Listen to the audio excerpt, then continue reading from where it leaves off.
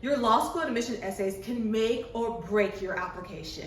I'm going to share with you the different types of law school admission essays and share helpful tips on how you can write the best essay for your law school application.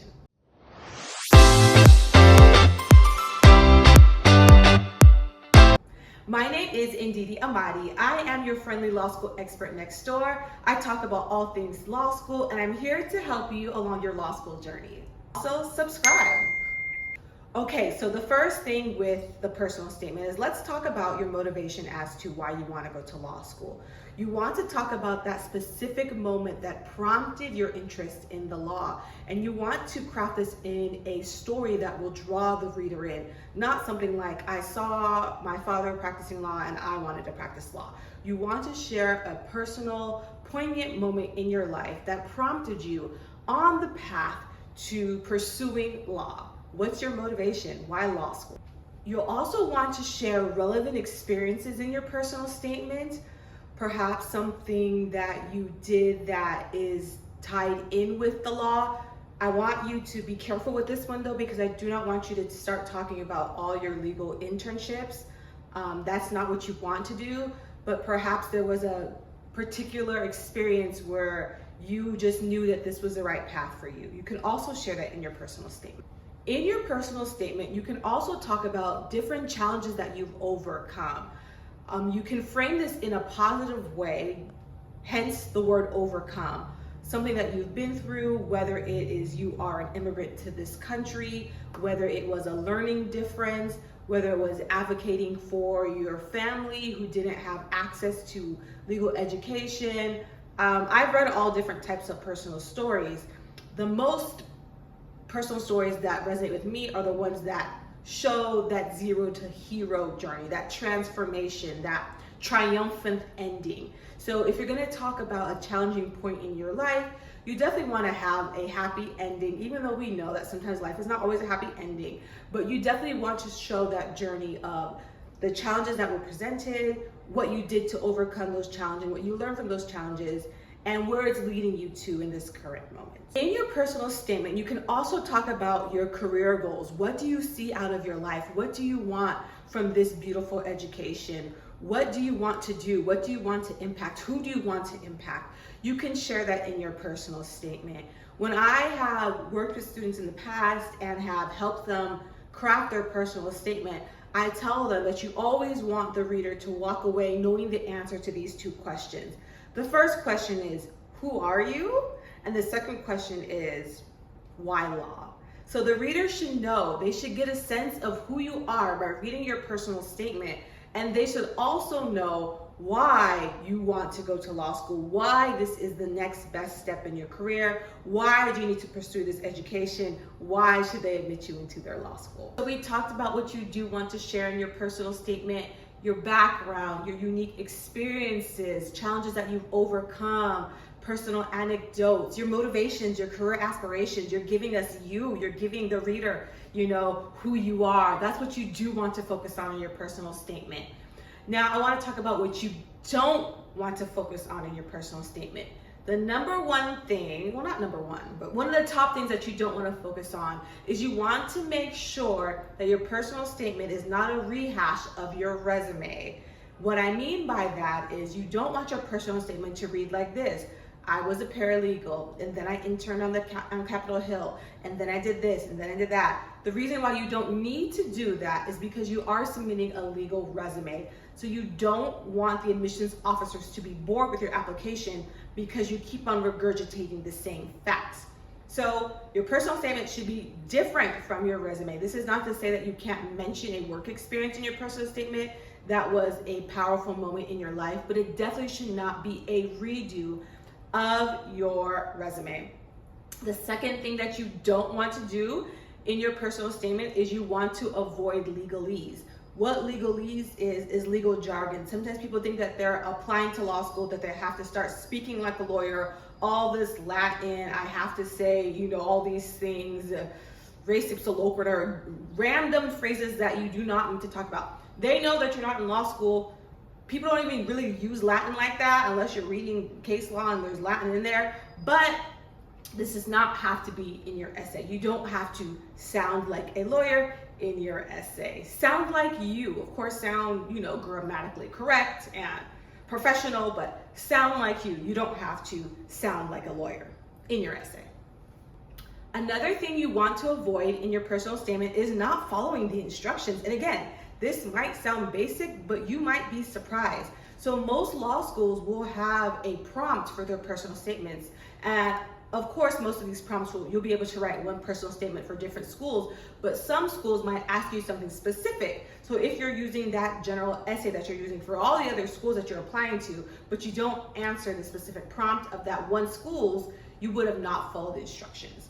Also, a lot of these schools have page limits. Typically, it's going to be restricted to 2 pages for your personal statement. So you definitely want to follow the instruction of the school, read the prompts, respond to the prompts, do whatever it is, font size, page limit, margins, whatever it is, you want to follow the instructions. Another thing that you want to avoid in your personal statement is being too generic. Sometimes when you ask people, well, why do you want to be a lawyer? They say, I want to help people. What does that mean? You can help people by helping the old lady cross the street. That has nothing to do with law school. So you don't want to be too generic. I want to help people. I want to be a voice for the voiceless. I want to advocate for those who can't advocate for themselves. What does that mean? So you want to avoid being too generic. The next thing you want to avoid is a lack of focus. So your personal statement, there should be one overarching theme and perhaps several stories, maybe 1 to 2, that support that theme. Back to basic writing, there's a thesis and there's things that support the thesis. It shouldn't be, okay, I'm talking about being first-gen American here, then I'm talking about being ADHD here, and then I'm talking about this, and then I'm talking about having to raise my siblings. It's too many things going on, too many plots. So that's too much. You want to focus on one general theme and perhaps have supporting stories and anecdotes to support that thing. Another thing you want to avoid in the personal statement, the personal statement is a great time to share your story. Sometimes people, because life can be hard, have negative aspects of their story, and that's fine to share. However, you don't want your story to sound like you are a victim and you are complaining about the cards that life has dealt you. You want to write this from a place of victory, if you will. And sometimes personal statements can be very cathartic, almost like therapy for people, because they're pretty much writing their life story within 2 pages. So you do want to write this from a survivor's point of view if you are sharing those stories that are perhaps not always positive. So you do want to not leave it on a negative tone. And another thing that you want to avoid is if you don't want to fabricate a struggle. You don't want to do that. Sometimes people think they have to have like these stories that's going to make people cry, but their life hasn't been like that. That's beautiful too. You don't have to fabricate a struggle and say, well, I need to make something up. I need a sob story. You don't need a sob story. We need your story. That's what we need. So I want to share some brainstorming questions for you to help you begin to draft your personal statement. The first question I would say is, what life experiences or unique events that have prompted you to pursue a legal career? Another question that could help you begin writing your personal statement: how has your academic background or extracurricular activities prepared for you to pursue a career in law? Another question is, what personal challenges have you faced and overcome that has changed your outlook and perspective on fairness and justice? The next question is, in what ways can your perspective add to a legal classroom? Another brainstorming question: what areas of law interest you the most and why? Next, I want to talk about the diversity statement. So what is it? A diversity statement is a supplemental essay, meaning that it is not required, a supplementary essay where you will discuss your diverse background, your unique perspectives, which could be anything from race, gender, religion, socioeconomic status, orientation, national origin, It could be a lot of different things. This will be your chance to explain these things. However, I do want to say, if your personal statement is pretty much reading like your diversity statement, which is fine, there is no need to submit both a personal statement and a diversity statement. So example, in my personal statement, I wrote about being first generation Nigerian American, which was my, diverse background, and I straddled between two different cultures. It wasn't compulsory or necessary for me to write a diversity statement, because the diversity statement, I would have written the same thing. So I only submitted a personal statement. But if your personal statement is something different than your diversity statement, feel free to submit them both. So the first thing you want to do in your diversity statement is you want to explain the part that makes you diverse, and you want to put it in context.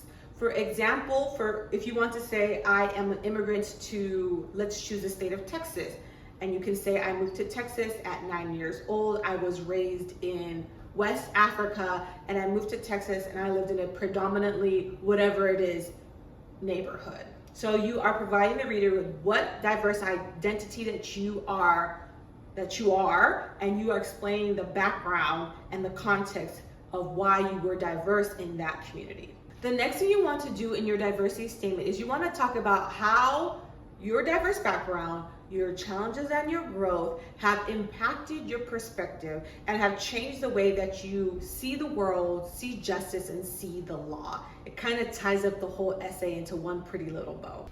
Next, you're going to want to show how your diverse background, experiences, and perspective will contribute to the law school.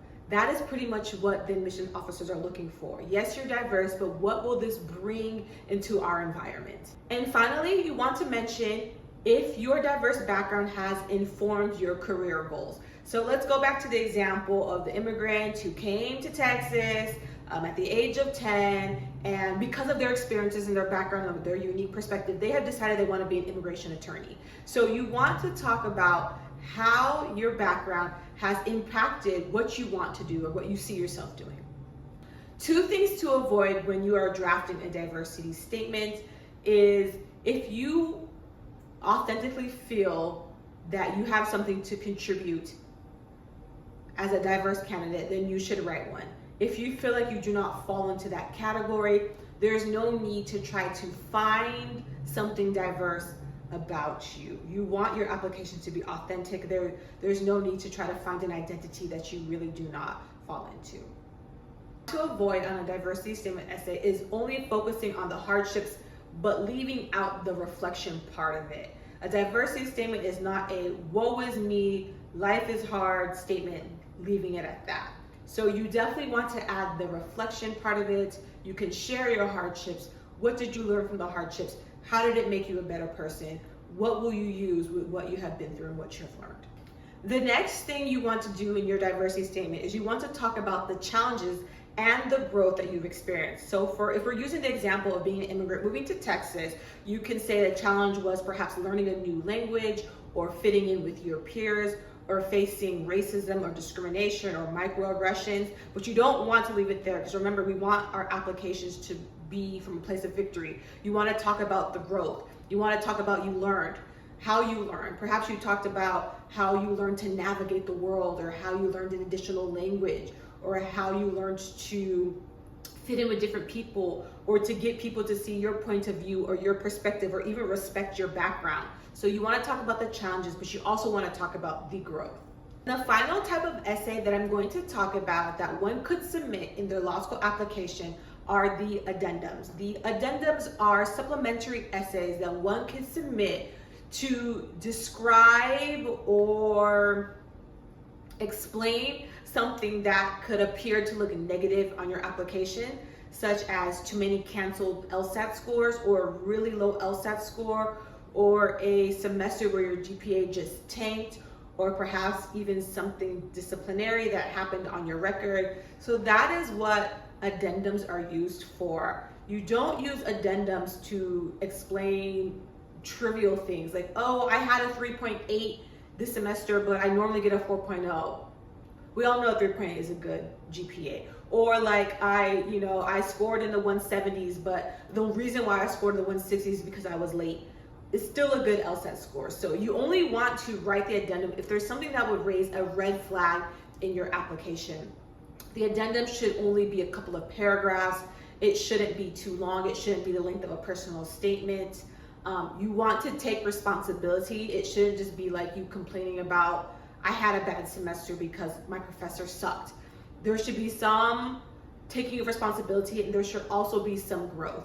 So for instance, if you had a bad semester, but you rebounded and it shows an upward trajectory of your grades, you want to mention that. You can say, my sophomore year, this is what happened because of this, but it shows that I took responsibility, I got tutoring, I got focused, and my GPA has skyrocketed ever since then. So you definitely want to take responsibility and show that there is growth in that. So I hope this information has helped you know how to craft, draft, write your law school essays. If you are looking for more law school tips, advice, strategies, please feel free to sign up for my newsletter. The information is in the description box. And always, please like, comment, share, and subscribe. Until next time, ciao.